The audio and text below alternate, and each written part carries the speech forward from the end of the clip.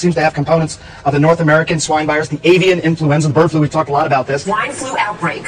Swine flu. Swine flu. Swine flu. Swine flu. Swine flu. Swine flu. Swine flu. Swine flu. The swine flu. Swine flu. Swine flu. This strain of swine influenza that's been cultured in the lab. Swine flu. Swine flu. Swine flu. Swine flu. Swine influenza. Swine flu. Died from swine influenza. Swine flu. Swine flu virus. Swine flu. Human swine influenza. Swine flu. Swine flu. Swine flu. Swine flu. Swine flu. Swine flu. Swine flu. Swine flu. Swine flu. Swine flu. Swine flu scare. Swine flu. Swine flu. Swine flu. The deadly swine flu. Swine flu. This is called a swine flu, but there's genetic evidence also of human and bird components. A composite virus with genetic fragments from the North American swine, the Eurasian swine, North American birds, and humans. Health officials are stumped. Worried and perplexed. I gotta say, I'm stumped. I am really stumped. I just am so stumped. I'm stumped and I'm stunned. You said you were stumped. I'm still stumped. Well, I hate to sound like everyone else sounds. I want to hear it.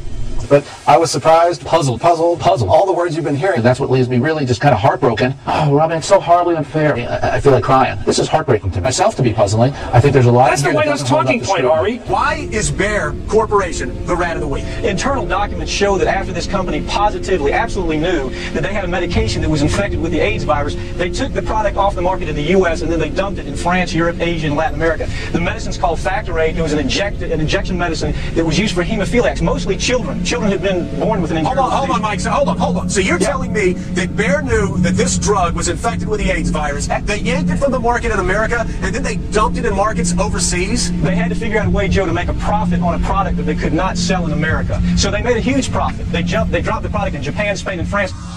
Each year in the U.S., thousands of women learn they have cervical cancer. I could be one less. One less statistic. One less. Because now there's Gardasil. One less. Gardasil. With Gardasil, you could be one less.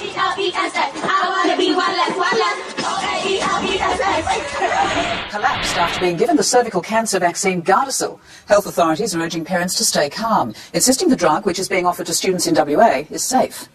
Coming up in 7 News, a warning to diabetics about the deadly side effects of unpopular medication. I don't need another flu shot. I had a flu shot last year. A swine flu epidemic may be coming. Swine flu shot? Well, I don't know. I've been thinking about it. It could make you very sick. Swine flu? Man, I'm too fast to let it catch me. You'll want to be protected. I'm the healthiest 55-year-old you've ever seen. Hey, I play golf every weekend. Get a shot of protection. The swine flu shot. Well, are you sitting down? Baxter International, an Illinois-based pharmaceutical company, was caught shipping live avian flu viruses mixed with vaccines to 18 countries last week. Of course, health officials are asking how this could be, as it can't happen by accident. Why? Because Baxter International adheres to Biosafety Level 3. That's a set of safety protocols that prevent the cross-contamination of materials, which means it was done purposely. So what was Baxter doing mixing live avian flu viruses, both H5N1 and H3N2, which is the human form, with standard flu vaccine material? And who authorized it? The tainted vaccines were received by labs in a number of Eastern European countries, and some are wondering whether the contamination was part of a deliberate attempt to start a pandemic. The avian flu virus on its own has killed hundreds of people, but when combined with ordinary flu viruses, which are easily spread, the effect is a potent, super airborne, super deadly biological weapon with a 60% plus kill rate. And check this out. On the same day the story broke, officials at the National Emergency Management Summit released a statement saying it was no longer an if issue, but when there would be an avian flu pandemic. One could only wonder if they knew what was going on at Baxter. And in a chilling hint of what's planned to deal with a pandemic, whether it's natural or man-made, health officials say it's important for all citizens to be prepared for the possibility of being quarantined for months at a time. We found dozens of baby shampoos, bubble baths, and other children's body care products to be contaminated with formaldehyde and 1,4-dioxane. I think parents will really be surprised to look at the products we tested and to find out that these products that are advertised as pure and gentle actually contain hidden carcinogens that aren't listed on the labels. Well, the British government has, always 50 years or so after the fact, they declassified documentation from the Ministry of Defence, and they've admitted to spraying Norwich in England with vast quantities of cadmium spray from aerial spraying and from shipping at sea, and let the wind blow it in, and then they monitored the health of the people down through the years to see what happened to them. And I never told them, of course. They knew what was happening to them. And of course the doctors would know too that something really was going on, because it had the highest incidence of esophageal cancers and various lung cancers in the country, basically. Well, they couldn't blame Al-Qaeda then, could they? No, you see, I've always said you don't need to worry about an enemy anywhere else when your own government has this on you. In 1951, the Army sprayed the bacteria Serratia marcescens over San Francisco. 11 hospital patients developed a mysterious infection, and within days, Edward Nevin died from an illness caused by the same bacteria.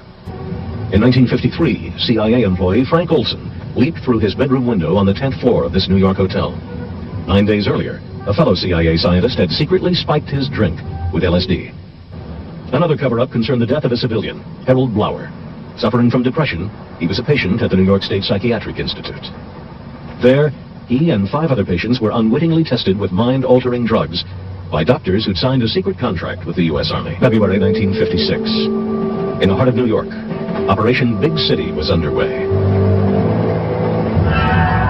A Ford Mercury, specially adapted with a hidden exhaust pipe, pumped out bacteria onto the streets of Manhattan. Undercover agents entered the city's subway system, their cases equipped with tiny motors, which covertly dispersed the bacteria Bacillus globuli.